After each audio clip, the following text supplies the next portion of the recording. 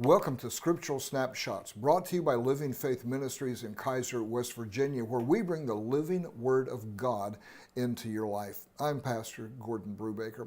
We're studying about the home of the brave, and we're studying it through the eyes of the Star-Spangled Banner, where he talks about the land of the free and the home of the brave. And we're in the third stanza, and this is so unique, and Francis Scott Key is really showing his faith, his trust in God, his belief in liberty and the concept of that. A lot of people have said that this is a racist song, it's white supremacy. And it's like, I don't know where they even get that from, but then Satan's a liar anyway. But Francis Scott Key, and I want to say this because we've gone over this before, but I want to bring it back to your memory.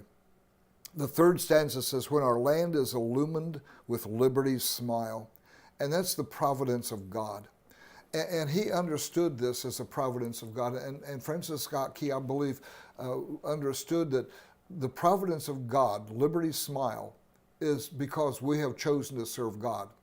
And if we continue to serve God, then providence will work on our behalf. Even when we make mistakes, God's providence, His grace, His mercy will safeguard us and oversee us and pull us out. And we've certainly had that in a lot of situations. But one of the things about Francis Scott Key that I want you to remember is he fought. There was a ship that was captured off the Florida coast and had a bunch of African slaves on it. And he argued, and it took him 7 years. He wound up losing the case, but for 7 years he financed out of his own pocket the defense of, I think it was about 300 slaves. And he defended that they were free men. He said if we would have captured a ship full of white men, he said we would have automatically assumed that they were free. But he says because they're black, we automatically assumed that they were slaves. And he says they're free men. They're created in the image of God. They're free men. And 4 of the justices were slave owners from the South, and the 4 said no, and they determined that slaves were property, not human beings. And Francis Scott Key fought that.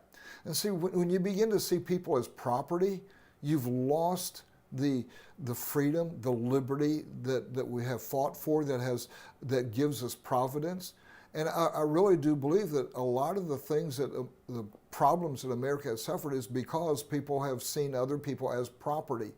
You see it in the elections where a lot of people are now saying that this party has taken us for granted for all these years, and they just assume that we're going to vote for them again.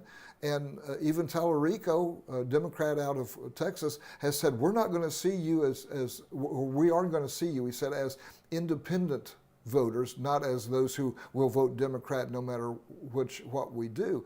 He's finally recognizing the problem, but this is a problem of socialists. This is a problem of a lot of these people, that they see people as being property.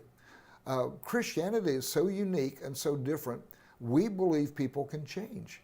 We believe no matter what problem you're in, God can draw you out of that problem, and He can change your person. He can change your nature. We call it the new birth. We call it being born again. We call it being saved. And this concept Francis Scott Key had as he defended the slaves, that you don't judge a man according to his color or his race. You don't judge a man according to his national origin. You judge him by the character. And a lot of times now today, we are not judging people by character, but by what kind of freebies can you give me? Well, if a man gives you freebies, now listen, if a man gives you something for free, he took it from someone else. Because the government doesn't produce anything.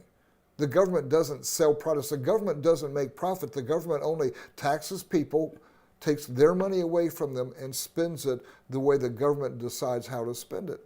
They don't produce anything. And so we need to be real careful. And we're seeing now fraud and waste and abuse in America. I believe this is part of the curse because we've abandoned God. We've abandoned the cause of liberty, of human rights that we talk about so much in America, but we've abandoned that to where people become just things to use.